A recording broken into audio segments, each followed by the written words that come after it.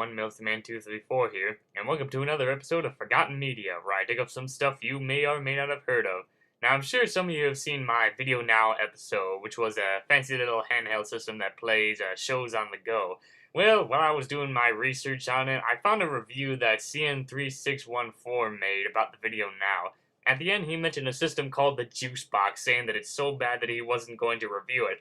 And so, I got real curious. I started researching on the device and found out why he didn't want to review it.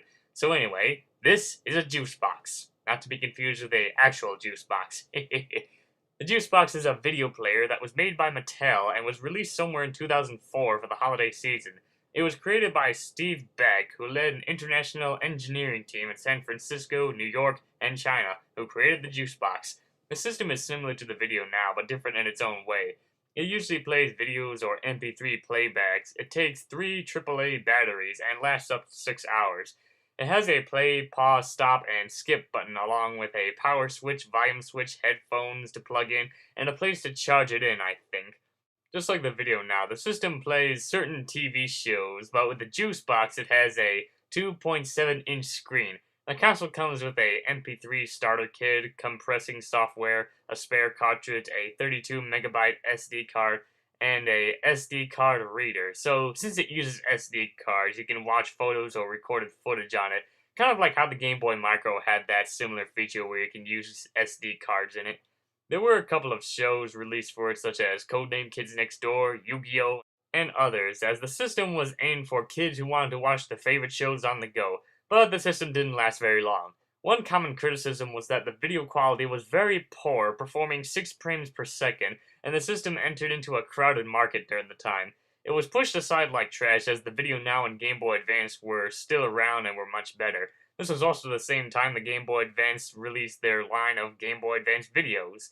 As the price for the juice box was originally $70, retailer stores were filled with massive amounts of the juice boxes that they probably cut down the price to make them cheaper and get rid of them.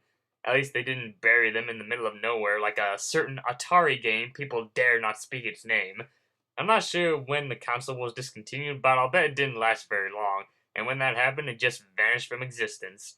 Nowadays, the juice box isn't that hard to find. Mostly you'll find a lot of them on eBay for very cheap prices. If it's in a bundle of juice box related products, then it tends to be more expensive. When 2008 came around, the juice box was so cheap that it became a neat little device for hobbyists to experiment on, since the system uses a Linux-based operating system. Inventors and maybe even steampunk people have tinkered around with the system, making unique items out of it. Like, someone made a fancy picture frame out of it, and one made a funky-looking telephone with a screen on it, which is pretty cool. In closing, Mattel's Juice Box was trying to compete with its rivals but failed miserably and became a hunk of junk. Although it is a nice device to experiment on, making it better and just tweaking around with it. Well, that wraps up this episode of Forgotten Media, so this is Melting Man 234 signing out.